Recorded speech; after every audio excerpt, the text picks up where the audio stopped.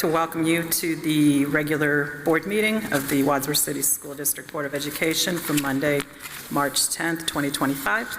If you'll join me for the Pledge of Allegiance. I pledge allegiance to the flag of the United States of America and to the republic for which it stands, one nation, under God, indivisible, with liberty and justice for all.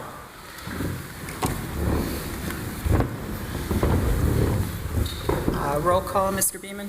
Julie Beatty. Here. Amanda Gordon. Here. Jill Stevens. Here. Tim Beck. Here.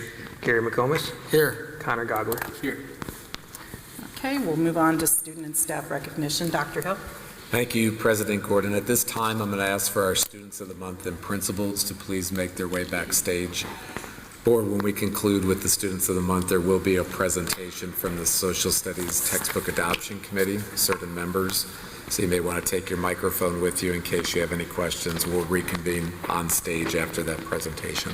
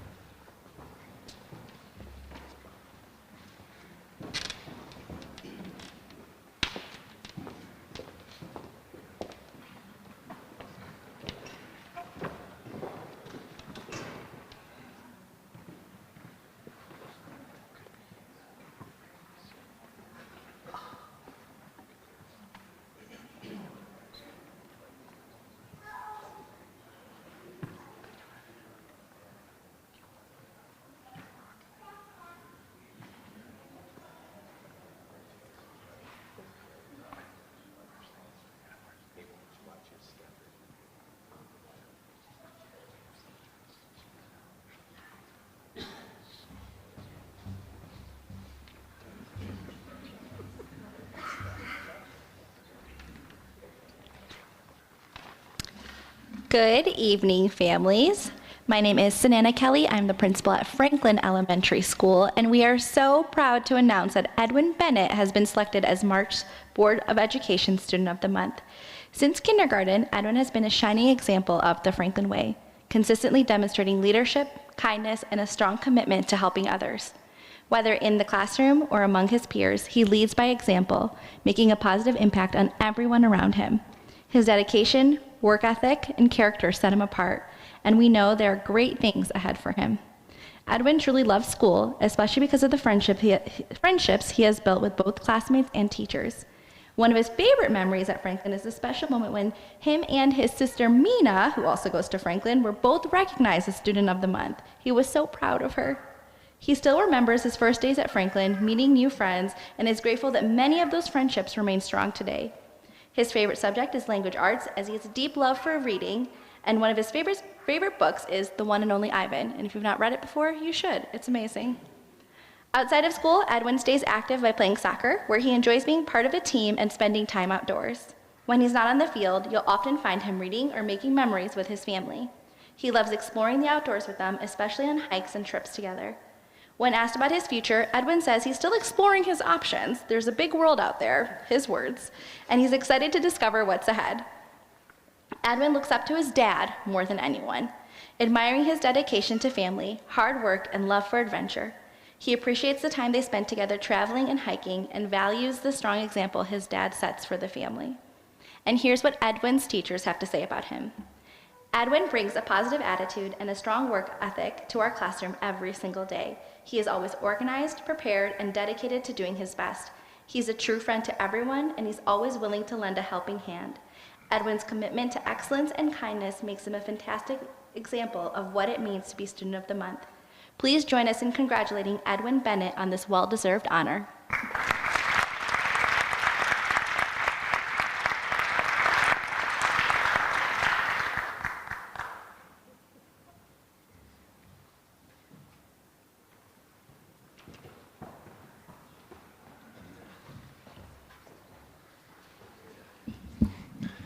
Good evening. It's my privilege to introduce to you Jet Young, Isham's March Board of Education Student of the Month. This hardworking fourth grader constantly strives to do his best in every aspect of his education.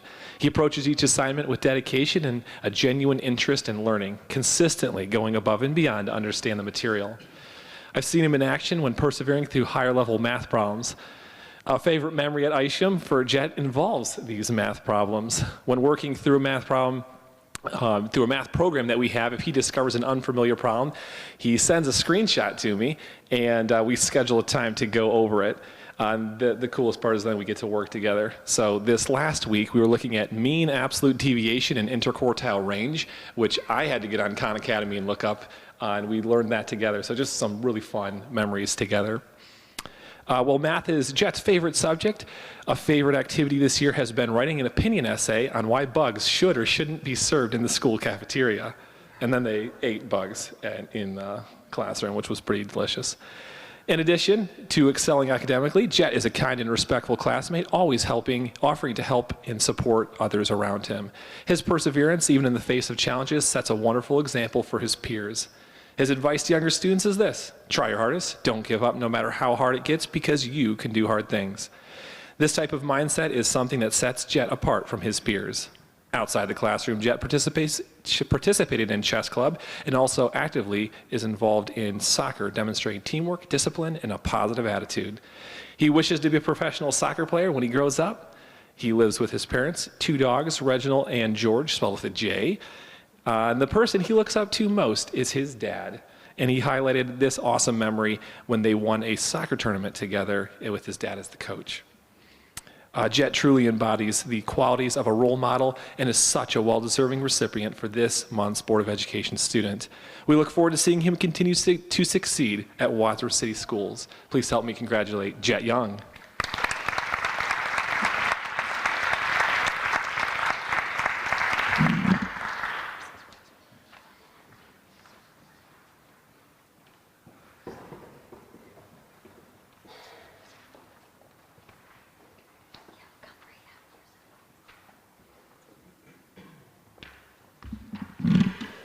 Good evening. My name is Laura Maslick, proud principal of Lincoln Elementary.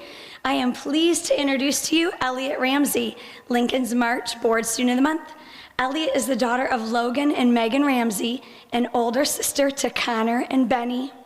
Here's what Elliot's teachers, Mrs. Barker and Miss Sibio, had to say when nominating her. Elliot is a dedicated student who consistently demonstrates a strong work ethic.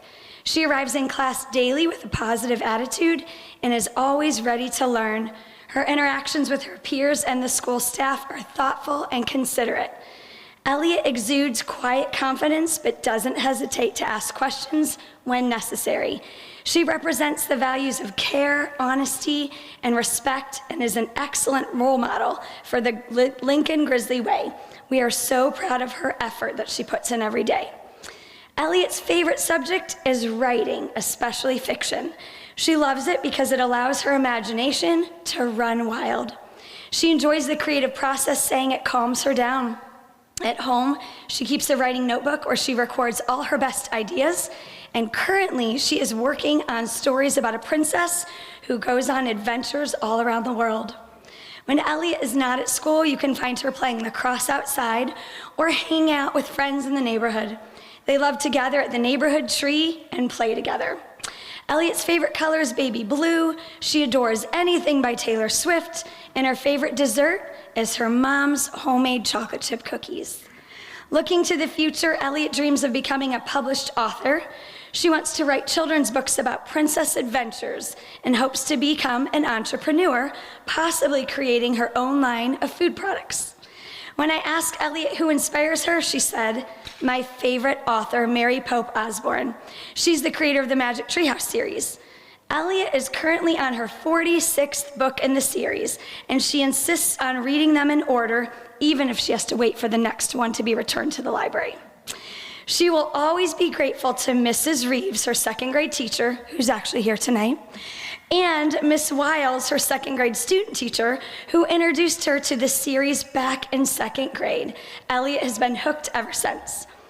As Elliot prepares to embark on her 5th grade adventure at CIS, she will hold all the memories from Lincoln close to her heart.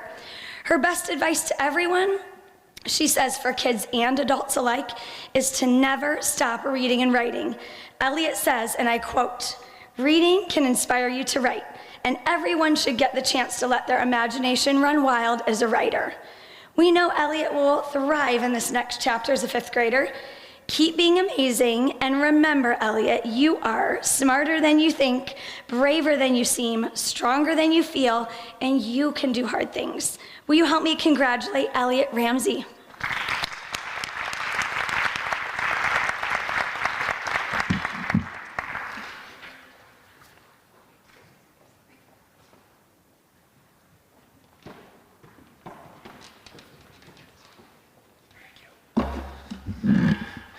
Good evening. My name is Dave Ryder, and I'm the principal at Overlook Elementary. I'm thrilled to announce Eliza Woolley as the Overlook Elementary Board Student of the Month for March. Eliza is a remarkable fourth grader who exemplifies the values of kindness, responsibility, and respect in our school community. Her teacher, Mr. Vasey, shares, "Eliza is an amazing 4th grade leader here at Overlook Elementary. I've had the opportunity to be part of Eliza's elementary journey as one of her teachers at Overlook in 3rd grade and now in 4th grade. She makes positive choices throughout her day to help her be successful. Eliza is very active in our school community as she regularly volunteers to read the morning announcements, and she is also one of our preschool helpers. Eliza is first in line to lend a helping hand where needed. She is kind, responsible, and respectful to all her peers and teachers in the building. She is consistently seeking a positive example. Eliza is active in participating in classroom discussions and provides insightful input into everyday discussions. I'm so proud of Eliza and know she will continue to make a difference in the lives of those around her. Your future as a Wadsworth Grizzly is so bright. Great job, Eliza." Eliza also expressed her gratitude to Ms. Gervasi, noting that her teacher is kind, helpful, and understanding to her. In the classroom, Eliza's favorite subject is reading. She loves to immerse herself in books and imagine herself within the stories, with her current read being Matilda. Outside of school, Eliza enjoys an active lifestyle playing basketball, jumping rope, and playing soccer, as well as board games with her sisters. Her favorite vacation destination is Pensacola, Florida, where she loves to soak up the sun and play on the beach. Her favorite food is Chipotle, and she has aspirations of managing her own restaurant in the future. Eliza's path ahead as a Wadsworth Grizzly is indeed bright. Great job and congratulations, Eliza.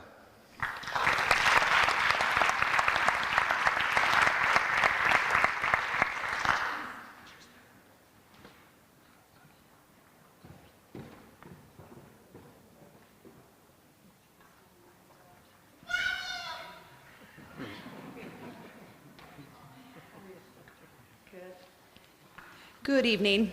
I'm Carrie Hampshire. I'm the principal at Valley View Elementary, and I am super excited to introduce you to our student of the month, Miss Jessa Steiner. She is joined here today by a lot of family: Mom Amanda, Dad Jason, brother Jace, Grandma, and her cousins, which you just heard. So she has been a phenomenal 4th grade student for us. And she really does demonstrate all of our character traits of being kind, being safe, and being responsible to a T. So she's a perfect recipient for this award. She has a beautiful personality. As you can see, she smiles from ear to ear almost every day, all day long. She is kind and caring. She is considerate to her peers and to the adults that she comes into contact with. Jessa is always, again, smiling ear to ear. She was so excited to come out here.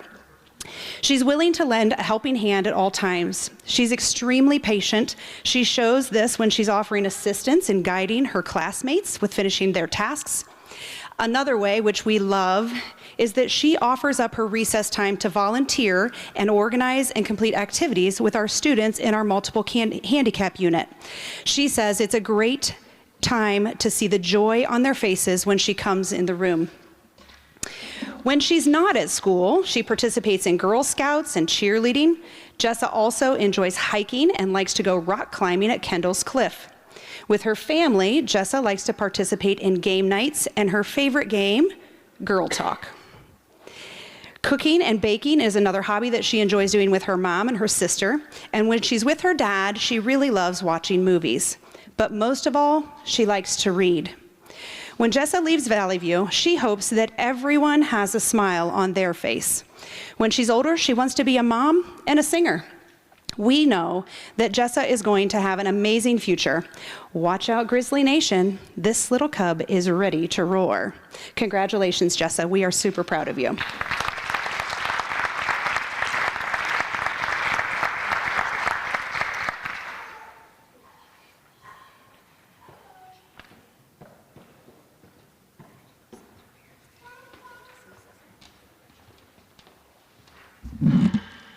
Hello and good evening, Board of Education and Wadsworth Community. I'm Brandon Cobb, proud principal of Central Intermediate School. I'm here tonight to celebrate our March Board Student of the Month, Noah Spethis. Noah is the son of Jimmy and Monica Spethis.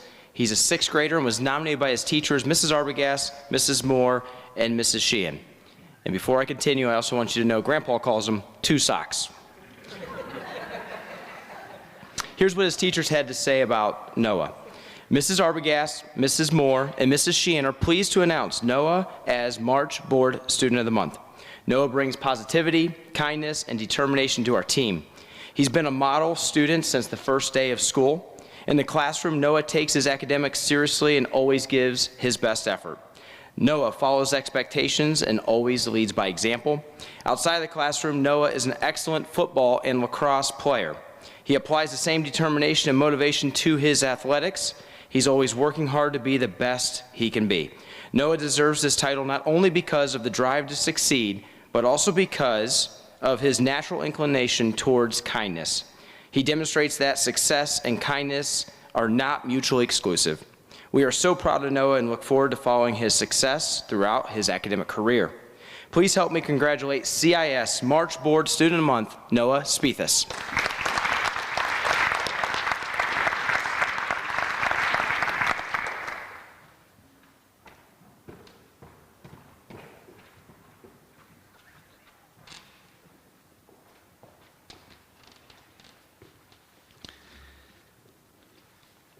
Good evening. I'm Chris Roberts, principal of Wadsworth Middle School, and tonight I have the honor of recognizing a student who exemplifies hard work, perseverance, and a love for learning. It is our March Board Student of the Month, Ms. Leah Wright. Leah is a dedicated student who finds joy in tackling new challenges, especially in mathematics. She enjoys learning new topics and pushing herself to improve, knowing that the better she gets, the more fun the subject becomes. And with the help of Mrs. Smith, who has made math more understandable and engaging, Leah has been able to thrive in the classroom. But Leah's success isn't just about strong academics, it's about determination. For example, Leah had broken her arm, and she realizes she's faced with obstacles that could have set her back, but she refused to let that happen. She worked hard to keep up with her schoolwork, showing that perseverance and prioritizing her education are at the core of who she is. Leah also understands that every step in her education builds towards something bigger. She stays motivated by keeping the big picture in mind. Excelling in middle school helps prepare for high school. Excelling in high school will help her prepare for college. Outside the classroom, Leah is just as dedicated and passionate. She shines in the theater, taking on the role of Rafiki in the Lion King Jr. production, and she has a talent for horseback riding, competing in Western pleasure events. Her love for horses is something she shares with her older sister, Emma, who has been a guiding influence in her life. When faced with challenges, Leah does not back down. She embraces the hard work needed to overcome obstacles, whether that means putting in the extra time or seeking help from those around her. She also looks ahead. She has set clear goals, stay efficient, maintain strong grades, and make the most of her middle school experience. That's both academically and socially. Leah, your determination and passion and positive attitude make you a role model for your peers. We are so proud to celebrate you tonight as Wadsworth Middle School's Student of the Month. Congratulations.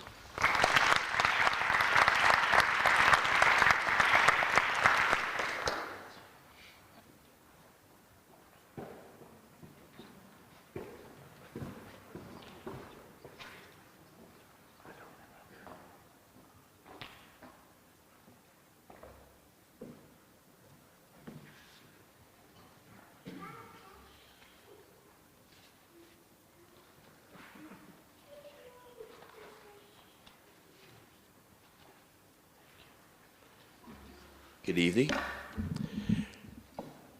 I'm Vincent Suber. I'm the proud principal of Wadsworth High School, and we proudly present Stephanie Novak as February's Student of the Month. Stephanie is the daughter of Zig Novak and Natalie Sidorenko. Stephanie likes to watch movies, go on hikes, and go to dinner with her parents and sister Sophia. The family also enjoys going to sporting events, most recently attended a Cleveland Cavaliers basketball game. Stephanie is a dynamic leader and an exceptional student at Wadsworth High School. As Student Council co-president and PEP Rally Committee head, she fuels school spirit and engagement. Her leadership extends to the National Honor Society, the Tri-M Music Honor Society, on both their executive boards. A 4-year letter winner and a 2-year captain of the Grizzly gymnastics team, and a 4-year track letter winner, she also excels in athletics. Stephanie serves as the layout editor for the Wadsworth High School yearbook, The Whisperer, and is a 2-year member of the elite show choir, Rhythm and Red. Further demonstrating her commitment to her peers, she participates in peer mentoring, huddle, and a junior leadership alumna. Stephanie's commitment to excellence in academics is very evident. This year, she has taken 2 AP classes, AP Environmental Science and AP Research. She has also taken 2 CCP classes, Intro to Psychology and Intro to Sociology. Stephanie's impressive 4.21 grade point average through a challenging curriculum that includes 5 AP classes and 2 other CCP courses highlights her academic dedication.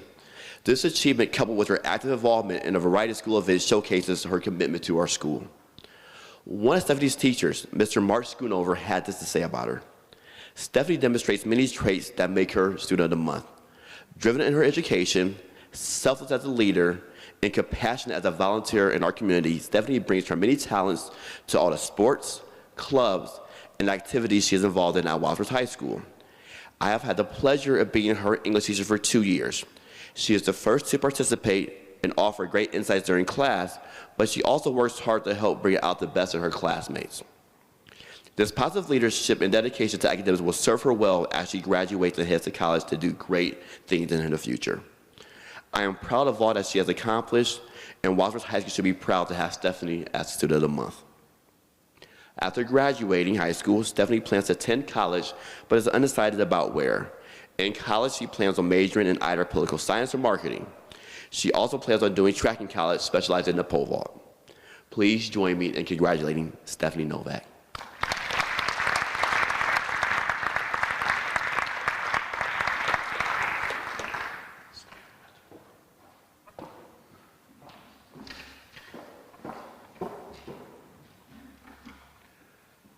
Wadsworth High School also proudly presents Braden Care Story as March's Career Tech Student of the Month.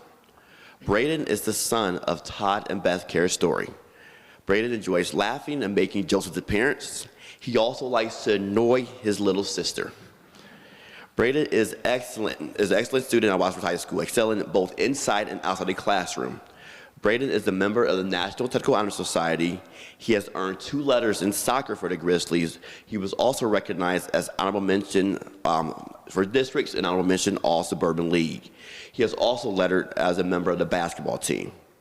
Braden was nominated as a scholar athlete and has received no grade lower than a B for his entire high school career, posting an impressive 3.56 grade point average while participating in many after-school activities. Braden has had a positive impact on our school and our compact program. One of Braden's teachers, Mrs. Jessica Gibson, had this to say about Braden. He is outstanding to have in class. He has a natural competitive nature, which means he always puts forth his best effort. He is self-motivated and asks great questions to help further his knowledge and understanding. Braden is respectful and always willing to help his peers. He works well in a team and is able to help teach others without just giving them answers. Braden is well deserving of this recognition, and I know that he will continue to excel, not only in school, but in any career he chooses. After graduating, Braden plans to attend Bluffton University, where he plans to major in biology and possibly get a minor in chemistry. He also plans to continue his soccer career while at Bluffton. Please join me in congratulating Braden Care Story.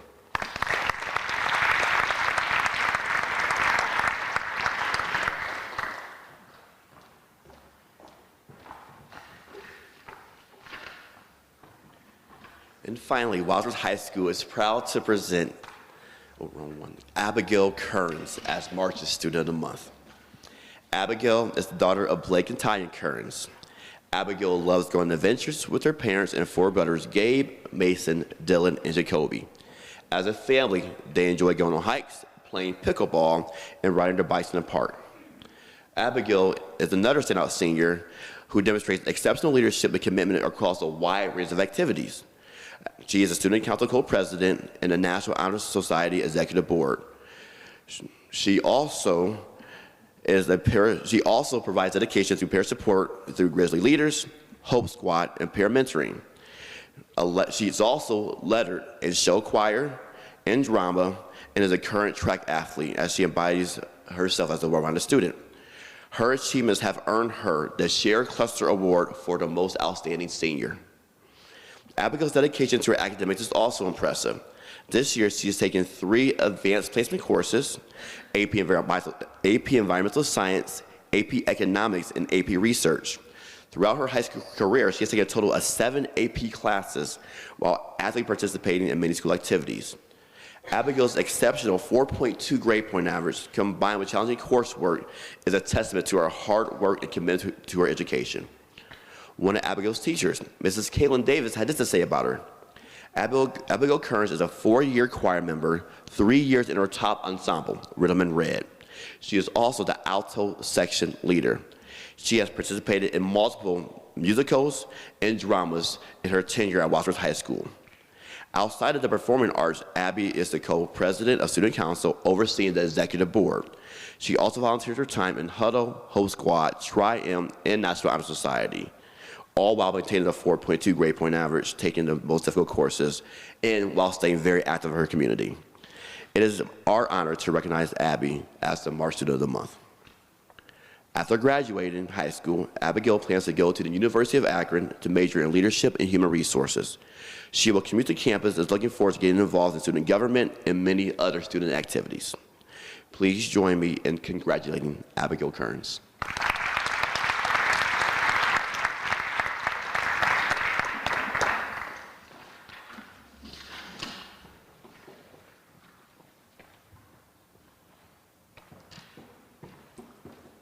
Congratulations again to all of our students of the month and family, friends, thank you for joining us.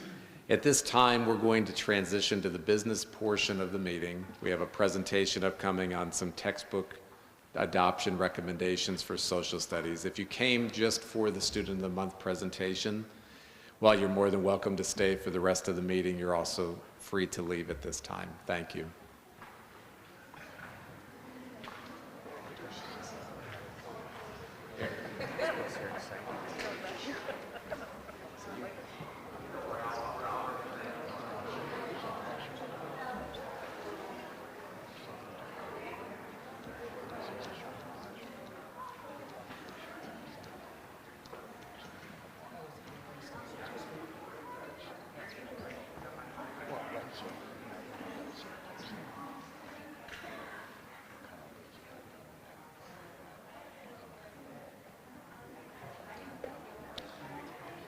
Okay, at this time, I'm going to introduce Mr. Eric Jackson, our Director of Instruction and Professional Development. Eric and other members of our Social Studies Textbook Adoption Committee are here tonight to share their work with you. There will not be any action requested on your behalf tonight. Those will be items that will come back to you, we believe, at your April meeting. We're still working through kind of terms, conditions, privacy policies, other things behind the scenes. So at this time, I'll turn it over to Eric and his team. Thank you, Dr. Hill. So I just want to say thank you first and foremost to the many team members who are up here, and for those also who are unable to be here tonight, who are in front of you. A lot of time, a lot of commitment to our team to make a very important decision for the many students who will be accessing social studies curriculum for the next 7 years is what we were presenting to you. So it was definitely a process for myself, being that this is a new position for me this year. I've been a part of numerous adoptions, but never leading one. So I wanted to make sure, hopefully we got it right, or at least I got it right. So starting back at the beginning of the year, just talking, communicating with others who have done that, whether it was Dr. Evans or other area directors, to get some feedback and be prepared for that October-November timeframe where we started to put requests out for materials and obviously volunteers to be a part of our committee. In December then, just vamping up the discussions, finalizing the committee to prepare for January, which was really our first day, and we'll take a look at that on our next slide. Leading into February, where we're narrowing down the selections, reviewing presentations, and then coming forth to you all now with our recommendation, and then to be voted upon hopefully next month when we finalize terms and conditions and obviously quotes for what that end price will be for the Board of Adoption. So what did that first day look like? Well, again, we wanted to get it right and lay the groundwork for truly some open and honest dialogue. I think that was really important to everybody's voice being heard. Again, for a lengthy adoption, but also financially responsible one. So we really talked about who we were in the room, the makeup of the room, who we identified as an animal.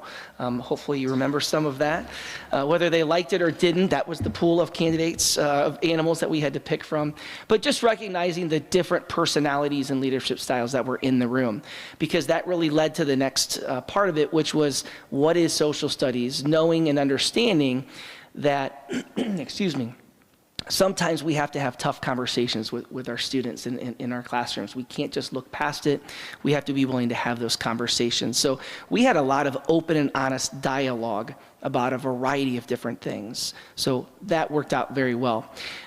We followed up then with another activity on mission and vision statements. I'll talk a little bit more about that on the next slide also. Reviewed district data, report card data, reviewing ed reports, which is a nationwide reporting system to help guide some of our goal setting and data.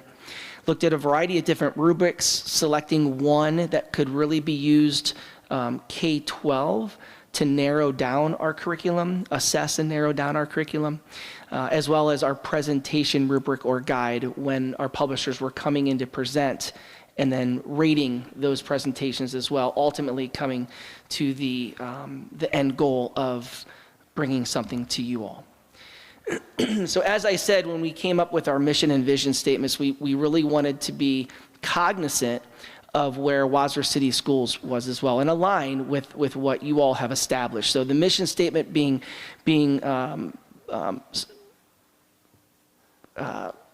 partnered together K-12, but the clear break was K-8 and 9-12. So our group was split K-8 and 9-12 because 9 through 12 really has some unique one-off classes that K-8 does not have. So we had two different groups that met, looking at a variety of different things that are bolded and underlined there that we valued there to keep in the forefront when we were making our decisions. And I think ultimately the last one really hits home, and that's just valuing collaboration throughout this entire process with those who are here with us tonight. So again, just want to say thank you to them, and that's a great segue because we are collaborating here tonight with multiple segments of this adoption. So our first group will be kindergarten through second grade.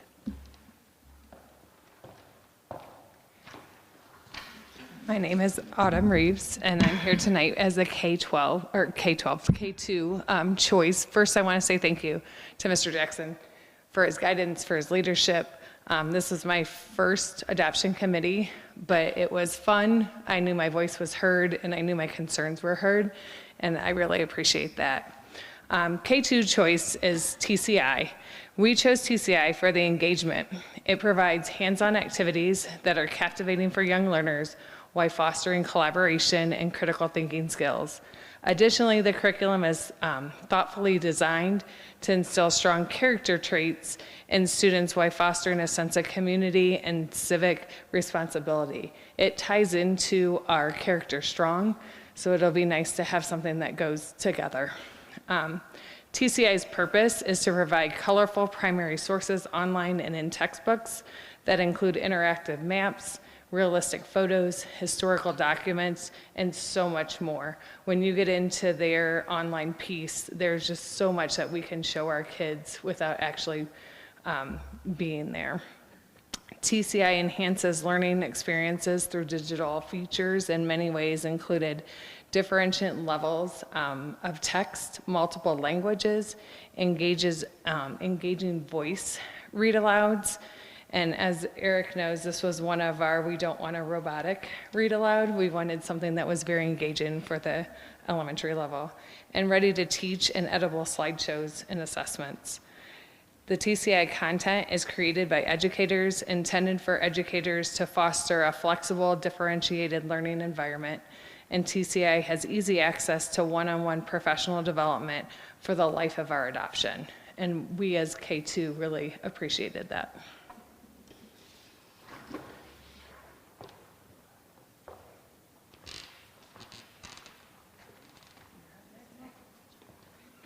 Okay, hi. I'm a third grade teacher, Megan Nichols. Third and fourth grade, we chose Savis, Realize. It's currently our math curriculum. So we chose it, the lessons were visually appealing with current photos, diagrams, and graphs to enhance students' learning experience. The curriculum includes an abundance of text features that support understanding of informational text. The third and fourth grade level will really focusing on comprehending informational text and understanding reading for meaning. So it supports our reading curriculum as well. Throughout the Savis curriculum, there are key vocabulary words, graphic organizers, primary and secondary sources, graphs, just an abundance, etc. The online component is streamlined with our current math curriculum, allowing one familiar platform to be utilized and allowing teachers and students to have a single sign-on. So teachers can set up one classroom for both math and social studies, and students can sign into the both programs easily. In addition, it's compatible with Google Classroom. Digital features of Savis allow any assignment or assessment to be customizable and differentiated among learners. Students' work has the ability to be self-graded and can be imported directly into Progress Book from the Google Classroom. Teachers are able to create playlists of assignments, assessments, and content to be shared across the district for collaboration. So this could be done by grade level and shared easily. I think we have 2 slides. And then this just focuses on the literacy connections as far as informational text. The curriculum can be easily integrated with our current reading program. These are just leveled readers. They have leveled readers to support below, at, and above grade level. Strongly utilizes graphic organizers that support understanding of informational text comprehension. Students can interact with the textbook throughout the lesson in a variety of ways. And the questions challenge students with a different level of depth of knowledge. And then the 2 pictures just show that like each unit, it is directly correlated with our reading program, Into Reading, the one we adopted last year. So you can, whatever you're focusing on reading, you can pull those lessons to support your reading lesson as well, as part of the informational piece. So I think that does it for us.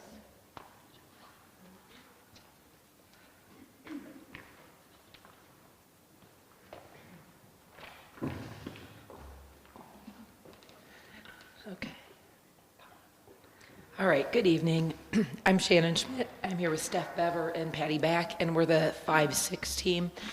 Jeff Shanker was with us as well, but he's at baseball tonight.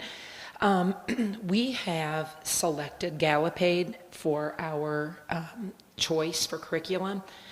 This program supports all learning styles. It offers teachers flexibility and differentiation. It is culturally sensitive, completely aligns with the Ohio Learning Standards for Social Studies. That was a challenge we had for grade 6. We were really struggling as we worked through the books to find everything we needed. The program includes digital features such as read aloud, translation, highlighting and annotation, There are vibrant infographics, maps, as well as engaging and useful text features. There are a variety of formative assessments as well, included in each chapter. Our 6th grade team would like to keep our McGraw-Hill textbook that we're currently using as a supplemental resource to reinforce our Gallup aid. So, thank you.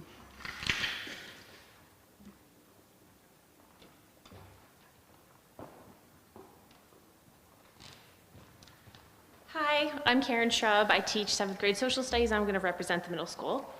Our choice is Cengage, which produces National Geographic. And we chose to put engaging first because as middle schoolers, engaging them in social studies, it can be challenging. They have a lot going on in their lives. They're very busy people.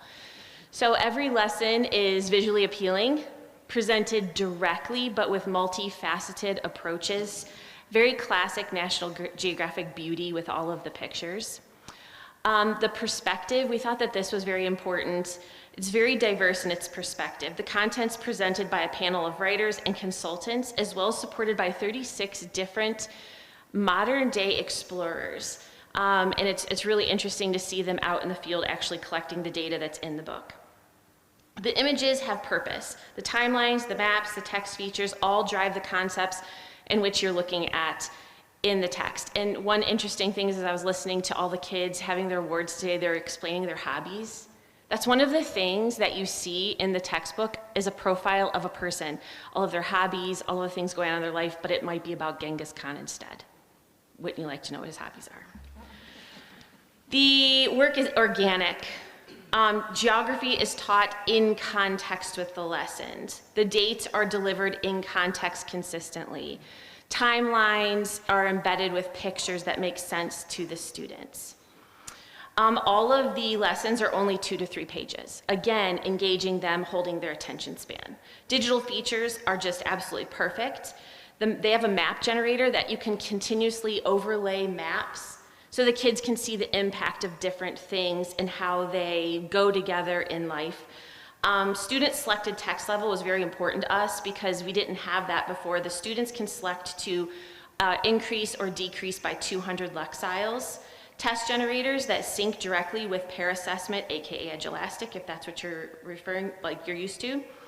Videos that are created by National Geographic for our curriculum instead of spliced and piece-parted from other resources that are very difficult to listen to and don't really make sense with the curriculum. Another thing that was noted by other people and we found to be really important is one-on-one professional development for the life of the adoption. And then we had a few pictures so you can see inside of it, and you sneak peek Genghis Khan's hobbies.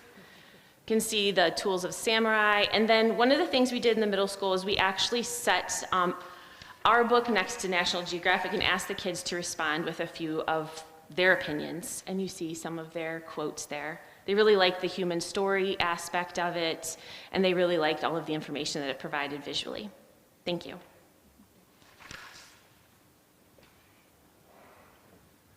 All right, and my name is Zach Ummerkauser. I teach history here at the high school, and I'm representing grades 9 through 12. So as you can see, high school has a very diverse range of classes that we have here. So trying to find one book or one book company that would serve all those classes was almost impossible. So one of the things that Mr. Jackson told us to focus on, and what I think our group did a good job of, is what were our 3 non-negotiables? What were 3 things that we wanted across the board, and then work from there?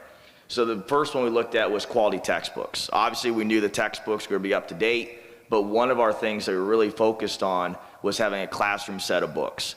We had researched and reached out to some of our AP students, some of our freshman students, and one of the things that we heard back from a lot of them was the need for a physical textbook. So that was kind of something that we started with. Having an online source is great, but the kids really wanted a physical book in front of them.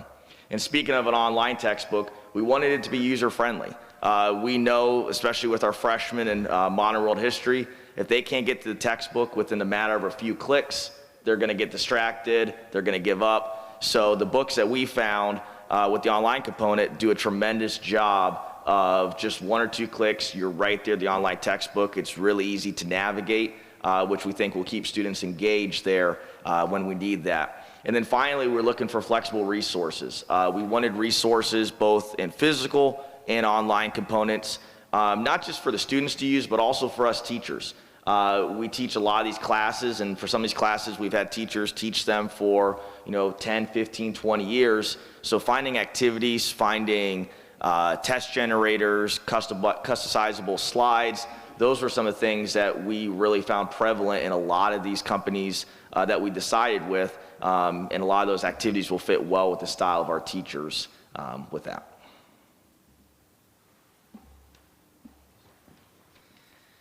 So to wrap up, we're trying to wrap up, right? So March, we really are trying to finalize this whole process. Books and resources will be on display at Wadsworth Middle School for the next month until you vote on that at the April board meeting. The only exception to that actually is psychology we did finalize is sports history. Sports history is a new class, a new offering that will happen at the high school this year. We didn't find it responsible just yet to bring it to y'all because there was only one text that Mr. Lynn had found. So we did review that and he likes it, but at this time we're still looking for one more possible option for that class. So we'll come back in April or May for the first reading of that in review and come back at a later time. And then May we'll circle back, we'll have all of that planned out for teacher professional development on that, teacher training, to ensure that they have their text before they go home, that they're trained in some capacity before they go home, and they are ready for day one, whatever that looks like, supporting them at the beginning of the year as well. And then lastly, I just want to say thank you. This is all volunteer time that they gave. We met multiple days, all day, and it cannot be done without teachers volunteering their time.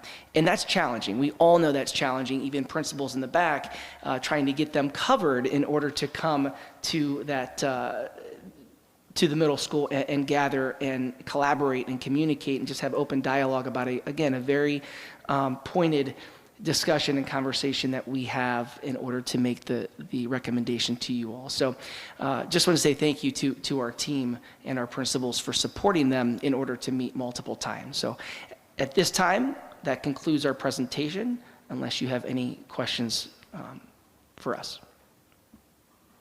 Just like to echo what you just said and to thank you as well, Eric, and all of you for all of your great work in putting this together.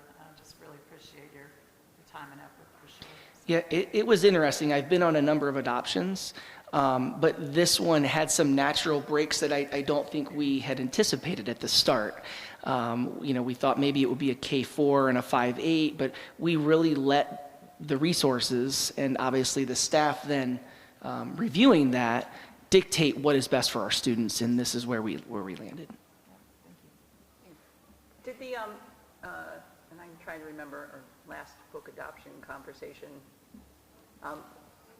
is there a limited number, a list of book publishers that the state provides you that you have? There are, yeah. They don't need to be state approved like they were last year for the Into Reading, the HMH Into Reading. There are preferred, but last year there was a dedicated list that we had to select from. That is correct, yes. There's a pricing thing in law where a company has to be on the list in order for us to adopt a textbook in general. Mm-hmm. And it has nothing to do with the content and everything to do with price guarantee. Then there's the state that went a little further a year ago with the English language arts, where they specified actual textbooks that were on the approved list for K through 6, I believe it was. Then we could only select from those. So these companies should be on the pricing list, which then allows you to be able to select them if you choose to approve the recommendation that'll come your way next month. I'd echo, very nice presentation. The quote middle schoolers have a lot going on, it's probably an understatement. Do you guys foresee any challenges because there's a variety of curriculum, transitioning with students as they transition from one curriculum to the next? Do you think there'll be any challenges with that? What do you guys think? We kind of talked about that as a group, looking at K2 doing something different than 3-4. But I think social studies is so different than reading or math, and it's really covering your content and giving them a foundation. And as long as we're covering the content, they're going to have a foundation that will go all the way through K-12. And I think, just to build upon that, that was what sold the 3-4 group, was that they could pepper in social studies still inside of language arts, and it would be seamless.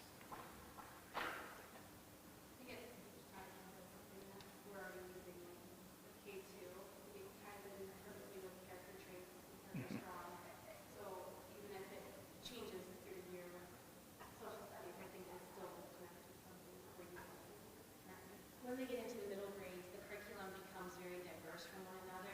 So for 7th grade, it's world civilizations. They get into 8th grade, it's early American history. So it is very different from one another. And then they get into the high school, and they are doing very different courses.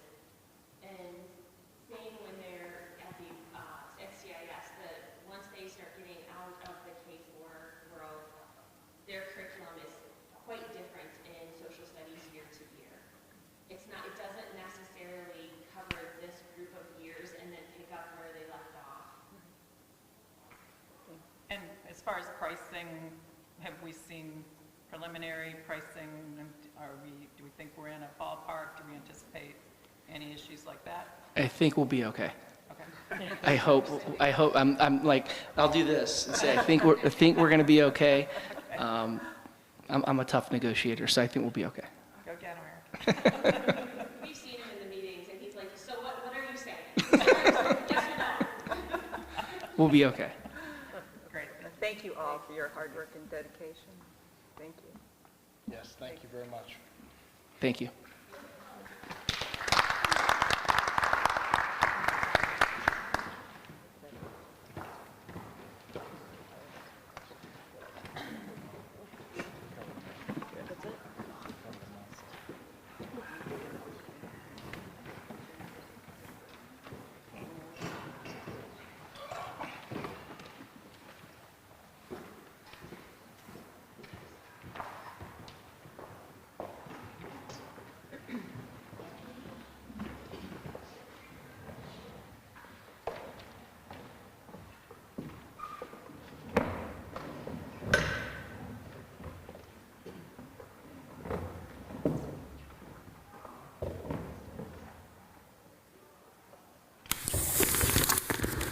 We all set?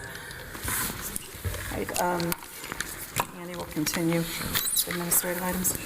Yeah, like I mentioned at the beginning before they presented, that we are still working behind the scenes. So Eric's working to shore up the financial side of it. We're also working on the terms, conditions, privacy, all of that stuff. What would be really helpful for us is when a company gets put on the state list, if there would be actual negotiated state terms that are compliant with the law.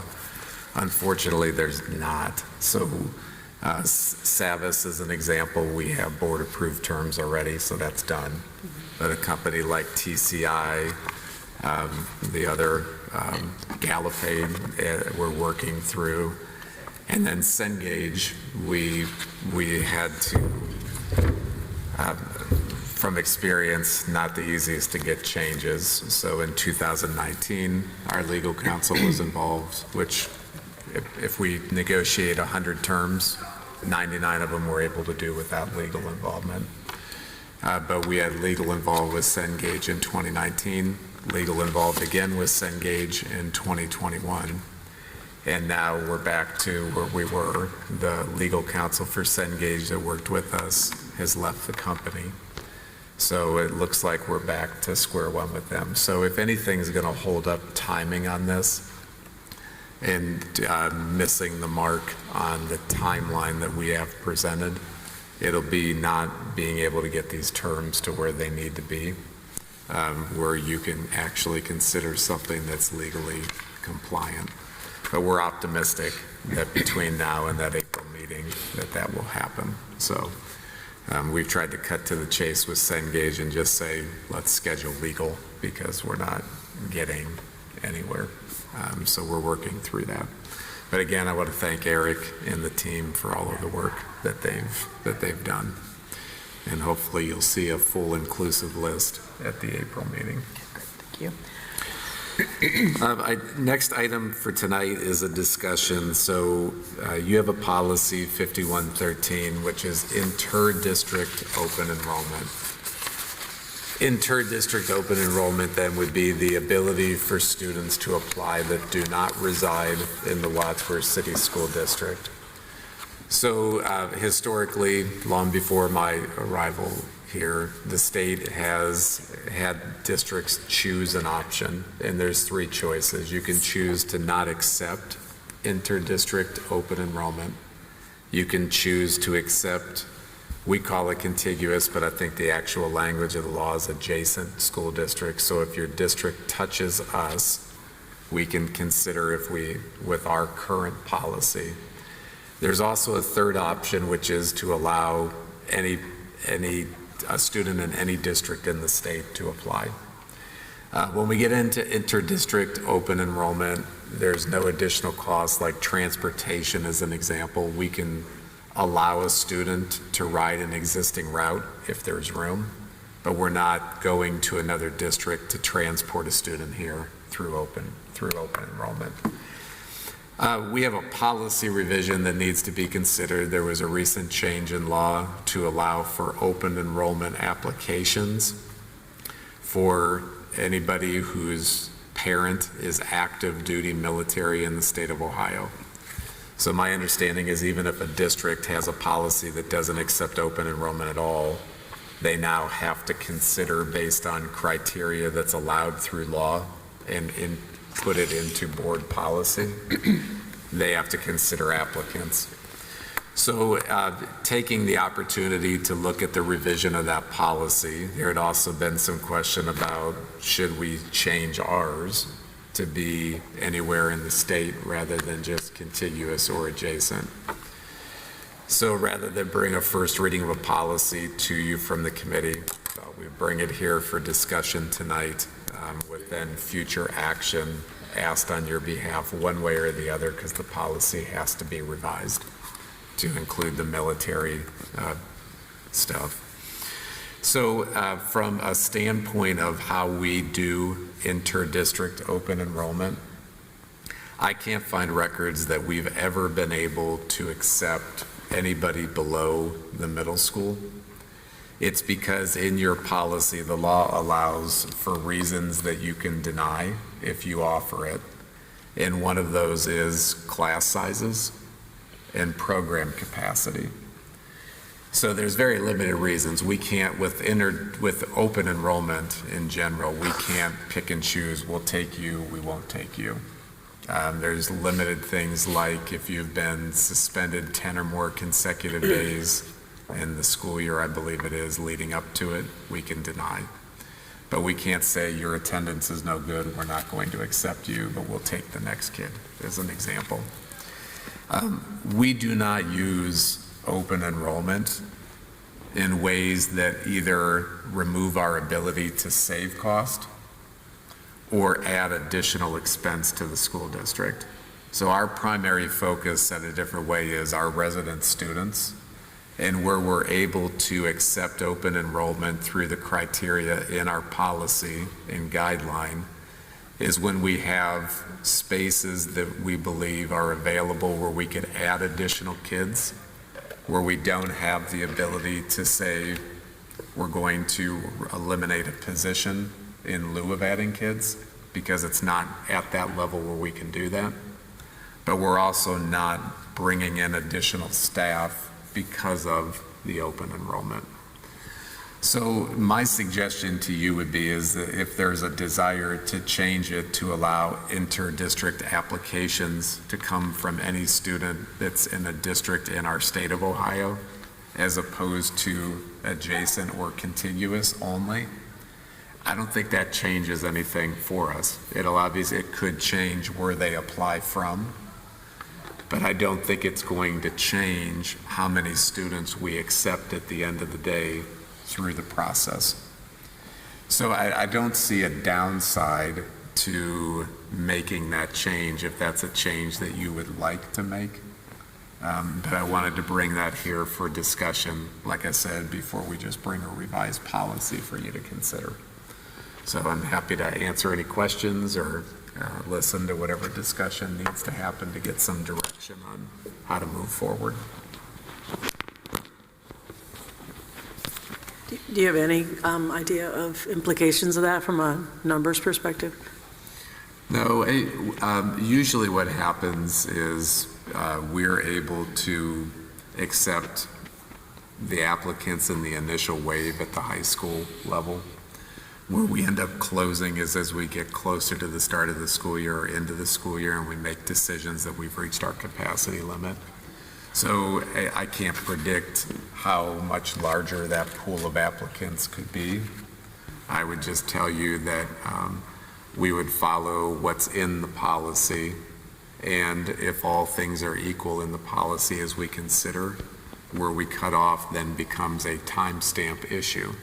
So if we can only accept a total of 50 kids before we've reached capacity limits, then absent something else that's in the policy, they would be looked at in the order that they were submitted, the time that they were submitted. Situation will be the same though for you're only looking at doing this mainly at the high school level? Yeah, I would think so. Every year, so when we offer open enrollment, we have to accept applications every year K-12. So we do get a few applications every year, and this isn't directly what you asked, but we would have to accept applications on a K-12 basis and then make decisions at the beginning of June once the deadline closes. So do I see anything changing with what we know based off of our attrition model that we're right-sizing with staffing and other things? No, I don't see a change in how we've historically operated. But we can't say that definitively until we actually see who's the numbers that have applied, and we actually look at our numbers to make sure it matches what's in the policy. So when we get asked questions about this, I'll tell parents, K-6 as an example, look, you can apply, we're going to accept your application when you turn it in, but if you're asking what the chance is that your child's going to be able to come here, historically speaking, I can't find record we've ever accepted any, and here's the reason why. So they still have the ability to submit. Yeah, I appreciate your discussion and explanation on that, and I would definitely support adding that and opening it up to that additional option. Any other? Okay, so what we'll do then, unless there's any other thoughts here, is we'll bring back the revised policy then to your next meeting for you to consider. It'll have that change in it, and then it'll also have the new language about the military active duty are the things that you'll see different. Thank you. Thank you. Next is just a summary of your special meeting last week. Wanted to give an opportunity if any of you wanted to ask any follow-up questions, provide a summary of that. If there's any action items that you're looking forward if we're to a point where that's where we're at yet. So I'll just turn it over to the board. Yeah, I'll go ahead and please chime in. But first of all, again, thank you to all of our administrators and folks that attended the meeting. I personally think we had an incredible discussion. I think we learned quite a bit. And again, for those at home listening, this was concerning one of our board goals with respect to bullying and harassment and related type behaviors to get a better assessment of what's happening, how are we responding to the extent we need to, what more can we do. So again, thank you. I do want to say that, again, it was definitely driven home that we are blessed with incredible administrators who really, really care about our kids and do a tremendous job with this. And you could just feel it, I think, in the room, how focused they are and things like that. So we, through this board goal, we wanted people to understand that we are continually looking at these issues and, again, trying to deliver the best possible environment for our kids to learn. So I think we're putting some summaries together, and we don't have any action items necessarily, but we certainly have some really good ideas that I think we'll be acting on here in the near future. So just wanted to give that little update. I'm not sure if anyone else has anything else to add. I will say I wasn't surprised, but I was impressed by the number of proactive things that we're doing on a daily basis, that things that I wouldn't be aware of, and the time spent in ensuring that our students are in a trusted and safe environment, that have somebody that they can reach out to, and it's okay to see something, say something. So thanks for all you're doing there. It was really a good discussion. Thank you.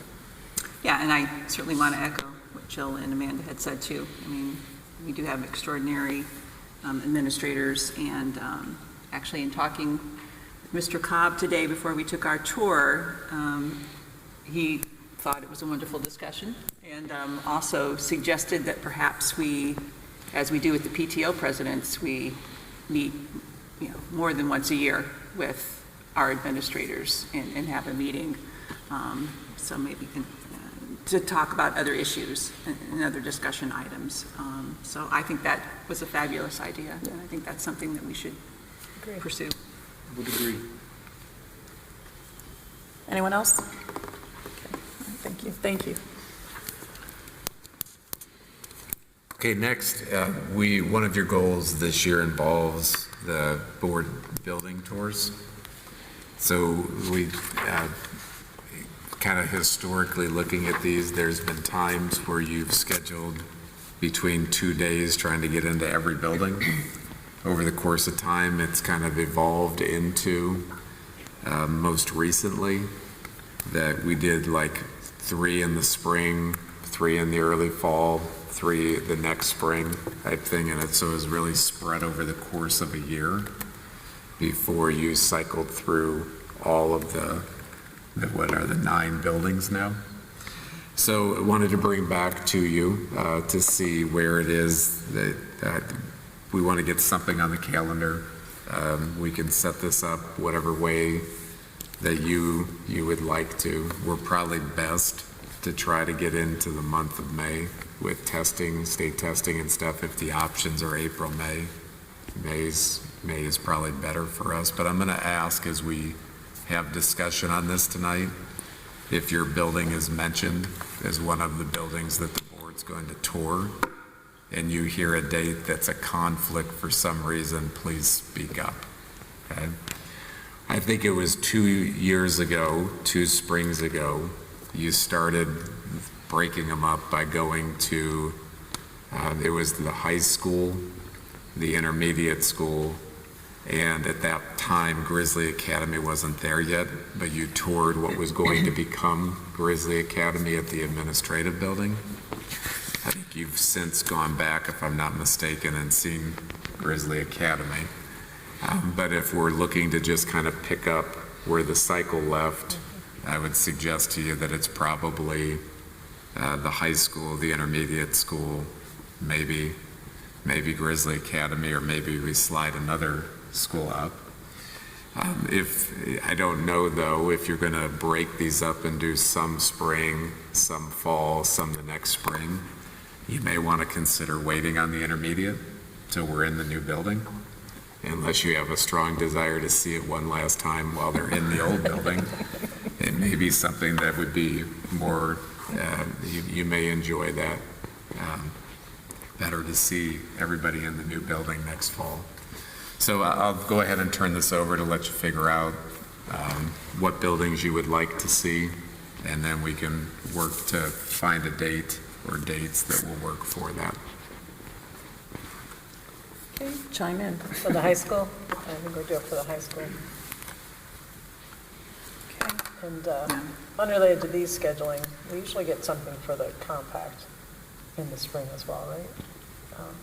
Oh, for the lunch, like? Yes. No, we've done Copley, Barberton. Yeah. The Norton is the one with the hair. Yeah. Compact appreciation. Yeah, I don't know when that's, have we seen a date on that? It's usually in went to January North for last board year. appreciation, isn't it? I think.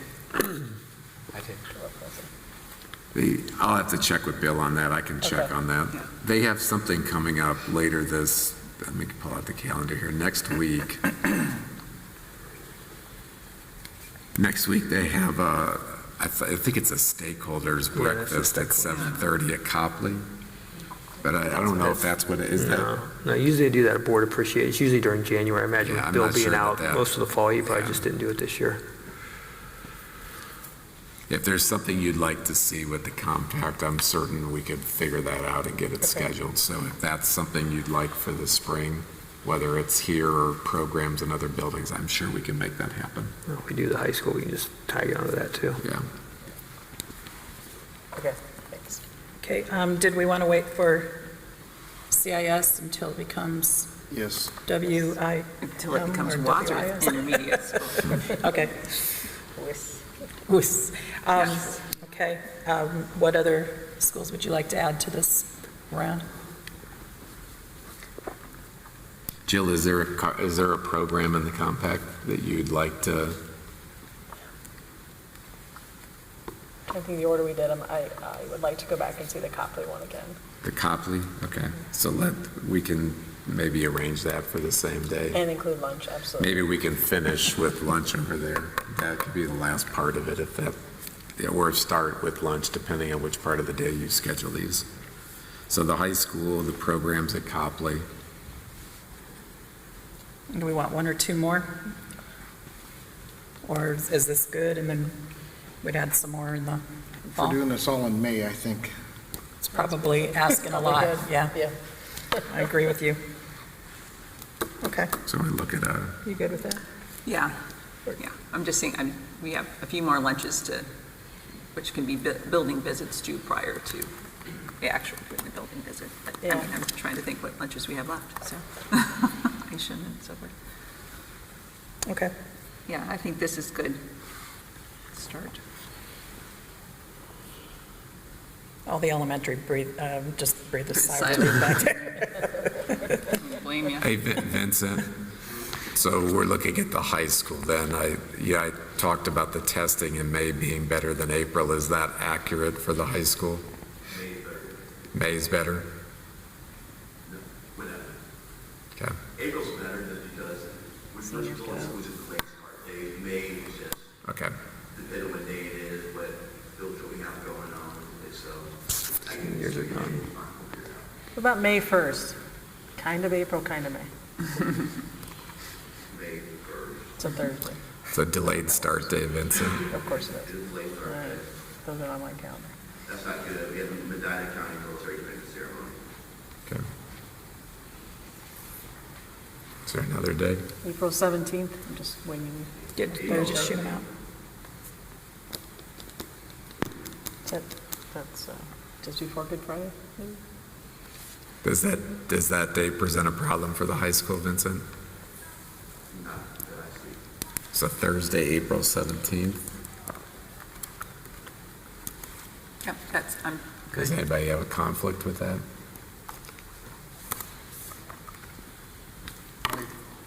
I think I'm okay with that. And do you want to do this in the morning and end at Copley with viewing the program and seeing if you can do lunch at the bistro? That works. Oh, that's Okay. fine. So WHS in the morning and then go to Copley? Right.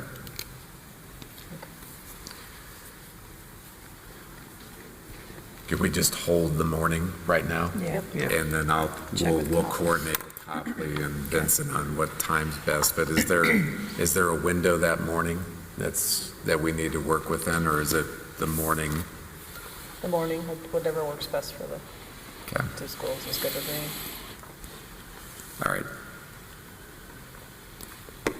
So we'll finalize times and get back to you.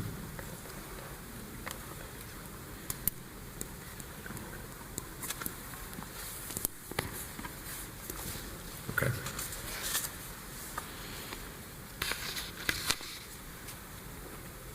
Okay, are we, do you have anything more on intra-district or? did you cover that with the No, others? but I did have one question, just so I know when to bring it back to schedule, if it's okay. Elementary and intermediate, and even the middle school, if the board's going to consider doing tours in the fall, is there a month that would be better between September or October? Does it matter?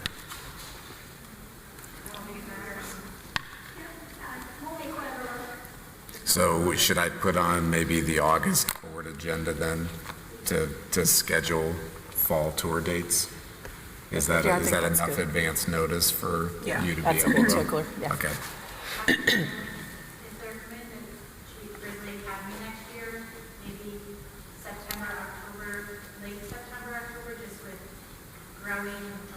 Okay. Might not be best to come later this month. Just being honest. Chaotic. We'll give you Okay. a head start.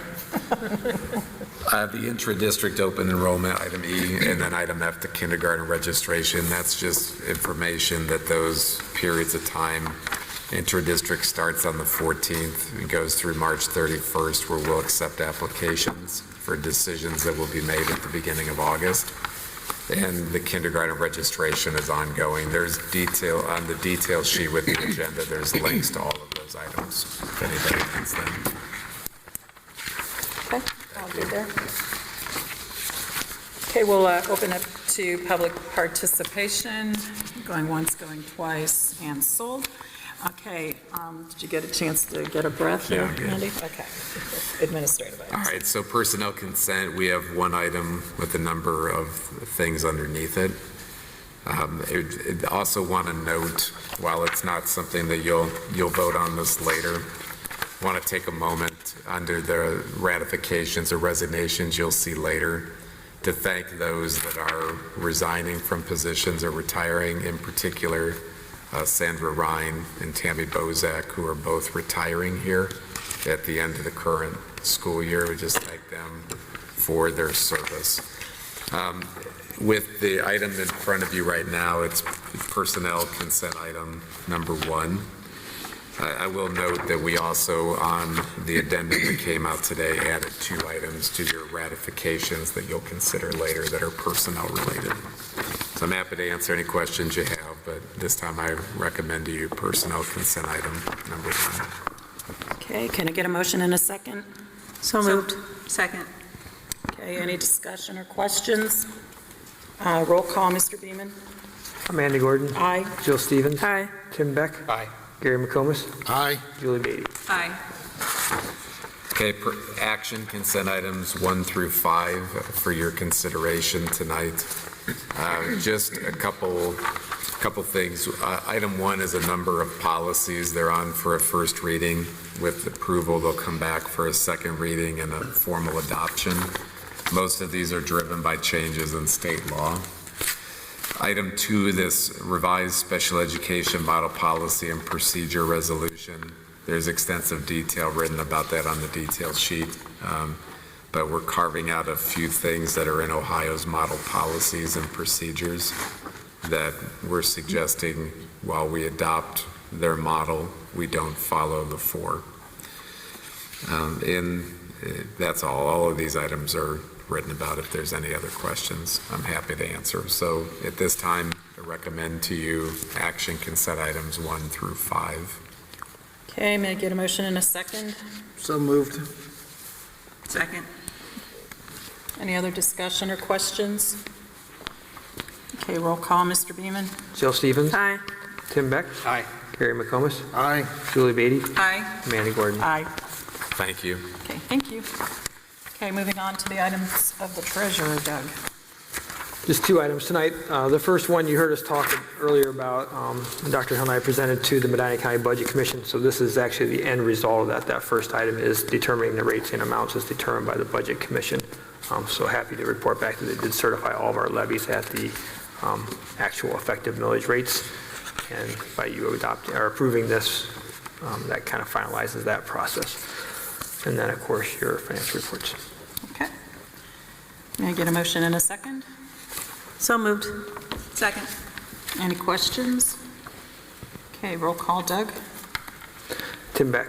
Aye. Gary McComas. Aye. Julie Beatty. Aye. Amanda Gordon. Aye. Jill Stevens. Aye. Okay, thanks, Doug. Okay, legislative update. Tim?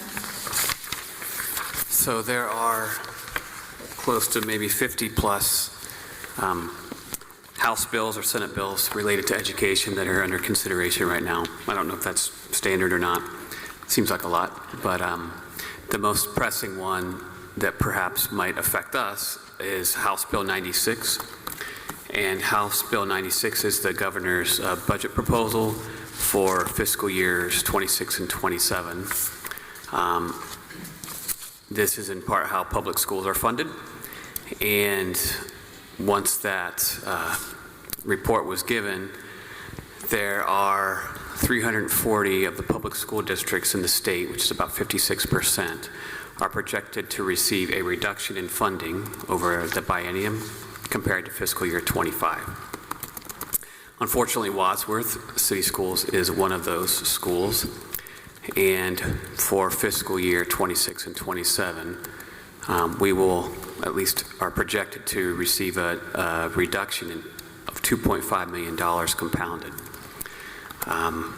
This in part is because of the Fair School funding formula, which is something that I'm learning about, and I asked Doug if he would maybe share a little bit about what that is and perhaps give us some explanation on that. Yeah, so what I wanted to share, what's up on the screen right now, looks at the formula, and in a very simplistic manner, the formula is base cost, which is the dollar amount we get per kid, times our number of students, times some local capacity, which is our local share of that.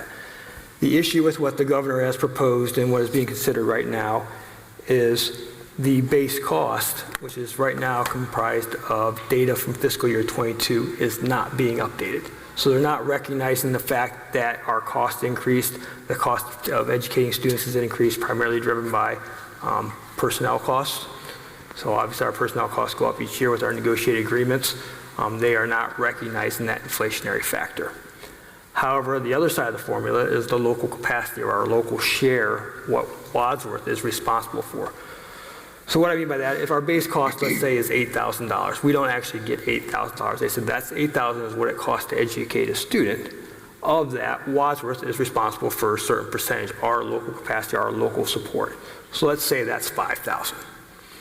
So we actually get $3,000 per kid in that example from the state of Ohio. What they have updated is the local capacity components, which is made up of our local wealth, which consists of how much people in our community make and the property values in our community.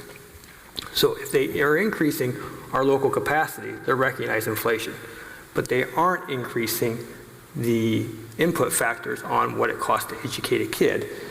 And it's creating this imbalanced proposals here. So what's on the screen now is a teeter-totter example where right now if you increase both, that teeter-totter is balanced. The formula is working and it's producing and funding schools as they should be.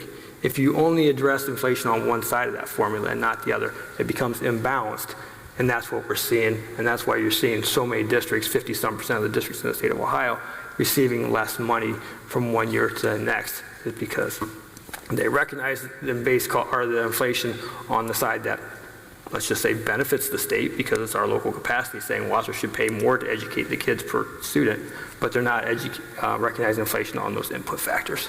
So that's the concern with what's been proposed. They're also looking to phase out the guarantees. You've heard me talk about the fact that Wadsworth is a guaranteed district because of our declining enrollment, and if they continue to phase that out as well, that also has an adverse effect on us. So as Tim mentioned, projected to receive about $2.5 million less over the biennium based on what was proposed by the governor than what we are currently receiving if the formula paid us exactly what we got this year for the next 2 years. So lots to come still through the legislative process, but that's kind of where we stand right now. Thank you, Mr. Beeman. So it might feel like there's nothing we can do, and we all probably feel that way sometimes when we're thinking about how things are handled, whether it be state, federal, whatever, city. But I'm going to challenge the community. We do have our representative, Sharon Ray, who is a proud supporter of public schools. But if you would like to reach out to her and ask for her support of not only our school district, but the others in Medina County, you can email her. It's rep66@ohiohouse.gov. Like I said, she has been an avid supporter of public schools. Be sure to thank her for that. It's easy to be a keyboard warrior and to express your anger and frustration, so I'm also going to ask that you be kind and any sort of interactions that you might, if you feel compelled to email Representative Ray or even the governor. If you want to do that, you can find him at governor.ohio.gov/contact. But I feel like this is something that, if nothing else, we can at least advocate for our school district. Don't know if it'll mean anything, but I'm proud to know that this community supports its school system, and we hope that continues. So that's all. Thank you. Thanks, Tim. Thank you. Okay, we'll move on to board member items, and first of all, we'll take care of 10A, which is the ratification of resignations, and as Andy mentioned, we have 1 through 5 on our agenda, and then items 6 and 7 on the addendum, so we'll need a motion and a second for that ratification. So moved. Second. Okay, any questions or discussion? Okay, roll call, Doug. Gary McComas? Aye. Julie Beatty? Aye. Amanda Gordon? Aye. Jill Stevens? Aye. Tim Beck? Aye. Okay, great. Okay, now we'll move on to individual board member items, and we'll start with Connor at the end. Thank you. So it feels like I just saw you guys all last week, but it's already been a month and we've had a lot of things that have gone on at the high school since then, so I'm just going to quickly go through those. It'll be pretty brief tonight. So let's start with sports. On March 22nd, which is a Saturday, at the Galaxy, the high school will be hosting an all-sports casino night booster. This will help raise money for all of our sporting events and our student athletes. If you're able to come, I would highly suggest it. I've heard that it will be quite a good time. Then along with that, let's look at some individual sports. And first, I'd like to highlight indoor track and field and specifically highlight a couple people on that team. Calix Lemp set a new school record time in the 60-yard dash, finishing 3rd in the division. And then along with that, our 4x200 team consisting of Aiden Kovac, Cooper Gray, Alex Valentine, and Calix Lemp again placed 8th in the division and all earned their All-Ohio honors. Congratulations to all of them. Congratulations to the team on ending it off on a good note. Then looking to wrestling, Colton Mellon placed 6th, and then Jack Didwitty and Brody Grimm both placed 7th. Overall as a team, I heard that they did very good this year, specifically highlighting a couple students that placed very highly at the state level. Now looking to girls bowling, they placed 12th overall in the state, and then along with that, our girls gymnastics team went undefeated with Steph Novak, finishing first alternate to state. Congratulations to all of our student athletes, all of our winter athletics. All great job to all of them there. Now, looking to the fine arts, Legally Blonde will be performed in the PAC from March 20th to March 22nd. If you haven't looked into buying tickets already, I would suggest at least blocking off those nights. I've heard a lot of great things about that. Then along with that, I'd like just to fill you in all on how speech and debate went. If you haven't seen it, we had our state tournament last weekend, and it's really close to my heart because we had 7 of our students break into the top finalists of the almost 20 that we sent. Specifically, Kendall Randolph and Jack Mallory ended up winning the state tournament. This is the first time that in dual interpretation we've had a first place. So congratulations to them, congratulations to the team, and all of the students that performed very well. Now looking to some academics, I'd first like to highlight that EOC testing season at the high school starts on March 26th and 27th. We'll have some delayed starts mixed in there, and good luck to all students who have to take this test. Then along with that, I would like to highlight just last week the ACT test at the high school on the 6th of March. I heard it went very well. I'd like to thank everybody who volunteered and congratulate all the students who obviously had to take that very fun test. Then finally, and something that I'm sure is very close to a lot of our hearts, I'd like to wish you all a happy March and a happy spring break from March 31st to April 4th. Please, everybody, travel safe, have a great week then, and enjoy the rest of your March, and I'll look forward to seeing you guys all next month. Thank you. Okay. Julie? First, I just want to echo a little further what Tim said. He mentioned at the beginning of his legislative update that there's 30-plus bills. 50, I'm sorry. Oh, wow, okay, 50-plus bills that are affecting public education. So beyond, which this is obviously an incredible bill to support if you are a supporter of public education, and I know that we all are, but those other bills out there too, please take the time to educate yourself and to reach out to your legislature for to them as well, and ask them to make sure that when they're voting, that they're voting to support public education and our teachers and our staff. I think it's vitally important to keep your eyes on everything that's occurring at the State House concerning public education. So don't want to forget to mention that. Lots of wonderful things I know going on in our buildings. Too, I wanted to say that I'm also greatly excited for the Grizzly Academy to go on their first field trip. It sounds really exciting. They're heading to the We Rock the Spectrum Gym in Stowe, and it's a gym where they can explore gross motor and sensory tools, and I think they get the whole gym to themselves, so that's an exciting thing for them to be going on their first field trip. Also wanted to mention, and I know all of the elementary schools are involved in donating food items to build a domino effect, or domino, I can't say the word, line. So I think it's a great thing that they're all collaborating to do that, and I believe the donations go to the Medina County Food Bank. And then the final thing, and another collaboration which I thought was fabulous, the Valley View school counselor, Taz, and the Franklin school counselor, Megan Newman, are teaming up to, at the library, to discuss anxiety with children and with parents and the effect that anxiety has on them. And discussing, it's a certain book discussion, but I think that's a great thing that we're pulling our resources together to make sure that our children are, and parents are aware of the issues that are facing our kiddos today. So that's all I have. So Thank you. You can have other things to talk about. Thank you. Tim? Yeah, so I'm going to echo the musical coming up in a couple weeks, Legally Blonde. Also, again, congratulations to Kendall and Jack from Speech and Debate getting first place. Connor, don't sell yourself short. I think I heard you were a semifinalist, so congratulations on that as well. Nice way to finish out your career there with that. And yeah, lots of exciting things are happening. I have a request, Mrs. Maslick. I want to get an update on the baby chicks since we're not going to be touring Lincoln this spring, so just be sure to keep us updated on all that. So, thank you.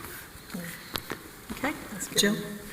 I will also give a shout out to Connor for being a 4-year competitor at the state tournament, so you may not have mentioned that, so well done. And you said all the good stuff that we were going to say, so I was ready for a couple more. If you haven't watched it, the link is on our school page for the Striving to Be the Best series with our school principals. So that's really been fun to watch, and I feel like it was about 12, 15 minutes, which is about my attention span, so it's perfect. Thank you for that. And I wrote one more thing down. with all the sports, state qualifiers, et cetera, thanking the band for the clap outs and participating. I love to see that kind of school spirit, so thank you. Gary? What hasn't been said? Anyways, just congratulations to the students of the month, and appreciate the time and effort that it takes to do that. And I know that the kids and definitely the parents and the grandparents really appreciate that with all the students. I did want to echo what we said earlier to all the administration staff last week that met with us. I greatly appreciated the time that you guys took. It's very helpful having that open collaboration, and I think we should do it more often. Congratulations to all the sports, and as they're finishing up and getting ready for spring season with baseball, softball, track, lacrosse. So be another round of it going on. Good luck to everybody as they start into their new ventures on that. And then congratulations to the debate team. That was pretty neat with all that coming out, and a lot of firsts. That's kind of nice. So that's it. Yep.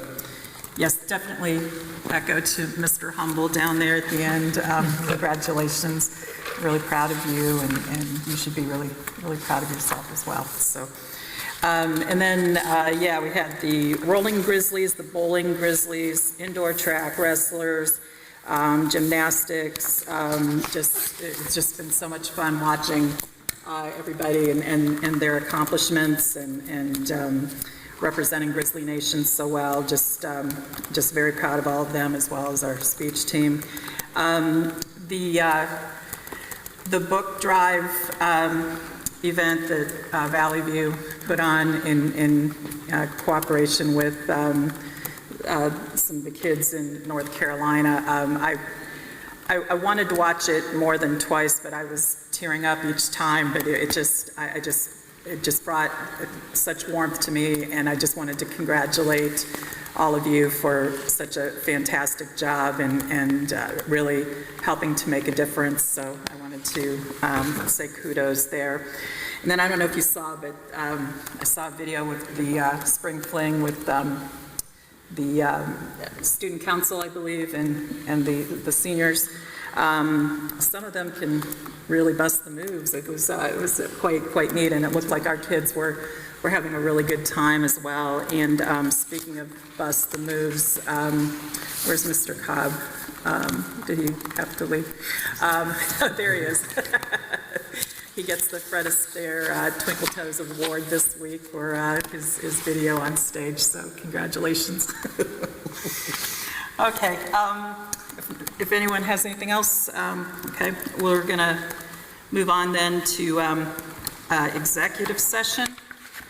And let's see, our items are A2 and E as listed, so that's employment and matters required to be kept confidential by federal law, rules, or state regulations. Is that it? Okay. I don't expect, right, that we're going to have to adjourn back out to make any decisions. So if I can get a motion and a second for that. So moved. Second. Okay. Roll call. Doug. Julie Beatty. Aye. Amanda Gordon. Aye. Jill Stevens. Aye. Tim Beck. Aye. Gary McComas. Aye. Thank you, everyone. Have a good evening. Okay. First floor administration area.